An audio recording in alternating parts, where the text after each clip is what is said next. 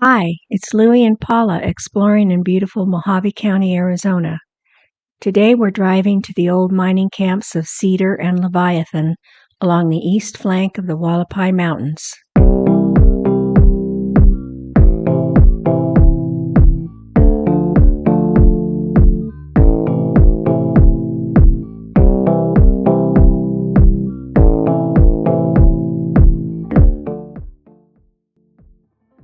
Start on Clementine Road between mileposts 121 and 122 on Highway 93 just north of Wickiup. We head north along the frontage road until it changes to Cedar Mine Road and start up the range pediment. From Cedar, we continue along the east flank to the Leviathan Mine and camp. From there, we head north again until we turn on a road that leads us back to Highway 93. From Clementine Road, we took the highway frontage north to Cedar Mine Road, which is dirt and not too bad, passable by high-clearance vehicles all the way to the town side of Cedar. Beyond Cedar, the road becomes much rougher.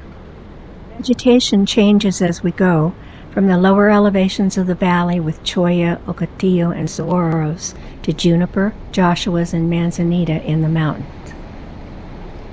The underlying geology determines the form of the mountains. In this area, the granite forms rounded boulders with typical onion skin weathering.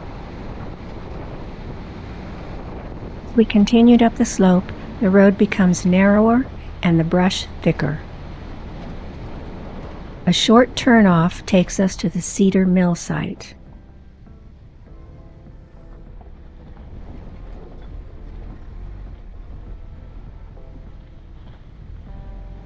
Nearby, the rancher has a water tank for his cattle. Found a flat area so we could park near the mill site.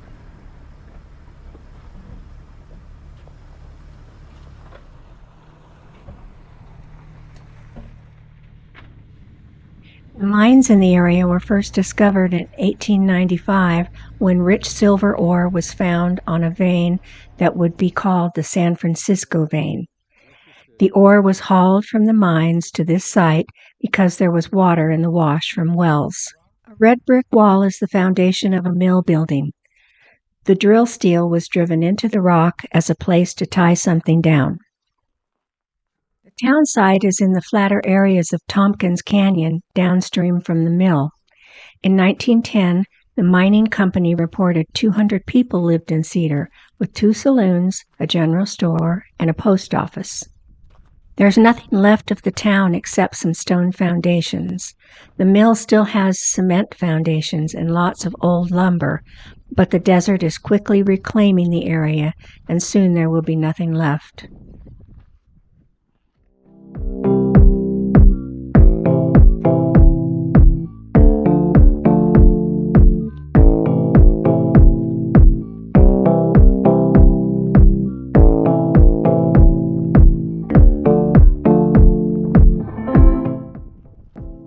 Mills are always built on the side of a hill so material can be moved by gravity.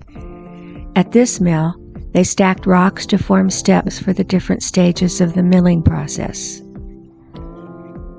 The upper step was the crushing platform. Typically, a jaw crusher would be used to break up larger rocks so they would fit in the stamps. The stamps would crush the ore to a fine powder, forming a slurry that would be passed over concentrating tables called Whiffley tables. The heavier minerals containing the metals of value would be segregated by gravity to form a concentrate that would then be shipped to a smelter for further refinement. Back then, the shortest route to get to a smelter was to haul by wagon over the mountains to Yucca and the Colorado River, then by steamship to a smelter. It must have been quite a sight to see this mill in operation in the 1800s. We returned to the main road and continued uphill.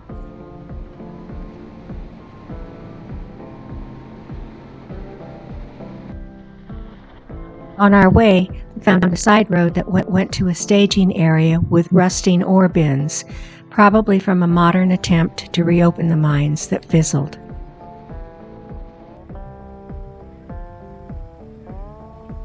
This is ranching country, and we found some local four-footed residents. We tried not to scare them, but there's always that one that will try to outrun you.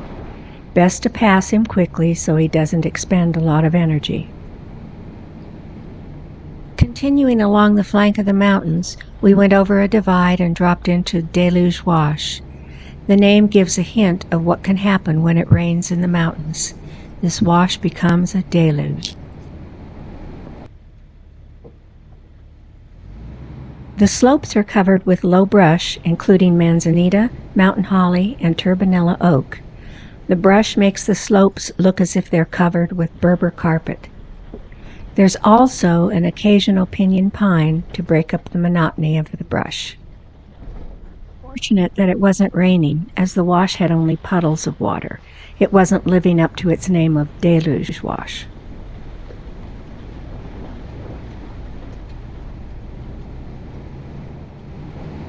As we continued, we came to a mud puddle and thought this was a great place to determine the direction of travel of a vehicle. In our search and rescue days, we used this skill to track vehicles when searching for lost individuals. When a vehicle crosses a pool of water, the ingoing and outgoing tracks are different, so a direction of travel can be determined. The ingoing tracks are crisp and clean, while the outgoing tracks are partially washed away by the water pushed out by the moving tires. The Leviathan Mine and camp are located in a steep canyon.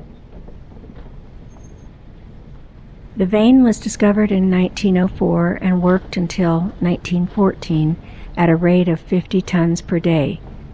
The metals of value here include molybdenum, or moly for short, and copper.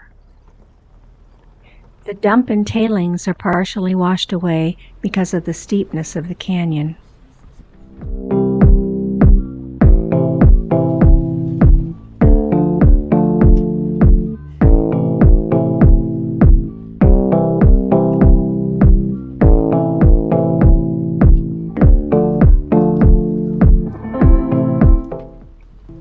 The concrete building was probably where the explosives were stored, called a powder magazine.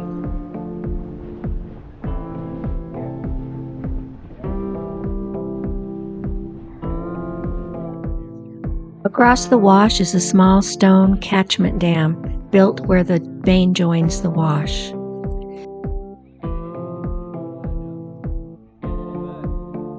Moly was used as an alloy to make hardened steel during World War I. The name Leviathan is interesting as it has a long history. Leviathan was a sea snake-like monster in ancient texts of the Middle East.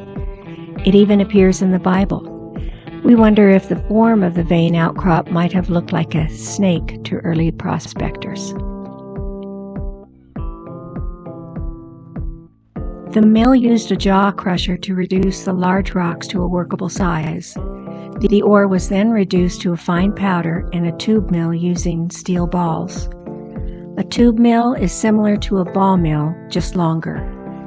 The slurry was then sent to flotation vats where chemicals were added and compressed air was forced into the bottom of the vats. The metallic minerals adhere to the chemicals and floated where they would be skimmed off and gathered to form concentrate. The concentrate was then shipped to a smelter for refinement. Heads is the name for the ore as it goes into the mill. During the milling process, the material is called middlings, and when everything of value has been recovered, the final material is called the tails.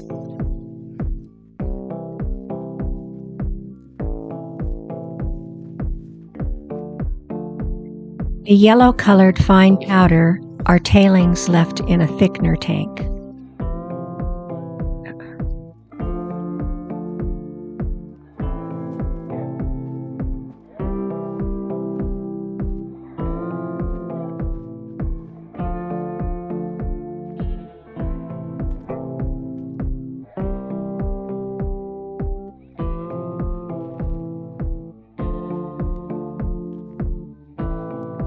As we walked around, we found samples of the moly ore.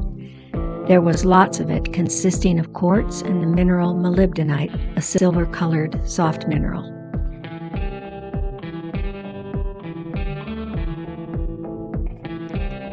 The steel rods extending out of the cement foundations were to bolt down equipment. The rods extend out of a pipe. The reason for this pipe is that when the foundation was poured, they put pipes in the locations where the rods were needed, but because they were not exact, they needed room to move the rods to fit the equipment. The space in the pipes allowed for the adjustment of the rods. Once the equipment was bolted down, they filled in the gaps between the pipes and the rods.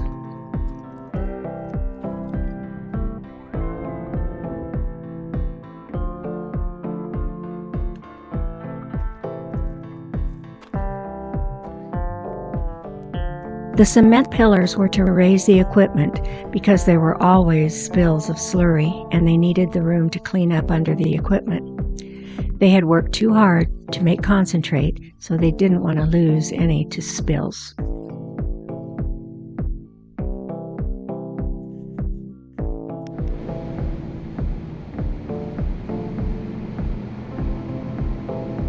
Leaving the Leviathan, we went around Diamond Joe Peak, the large, jagged peak to the east of the Leviathan Mine. It was named after the famous mining promoter, Diamond Joe Reynolds.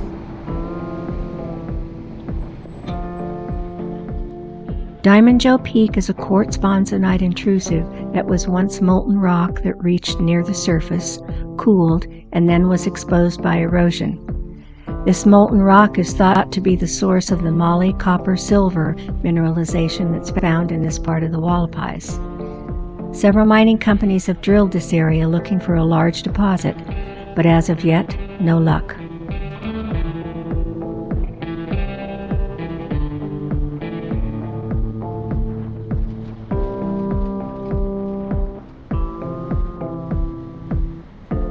Thanks for joining us on this trip through the Hualapais. Subscribe to our channel and join us on other exploration trips.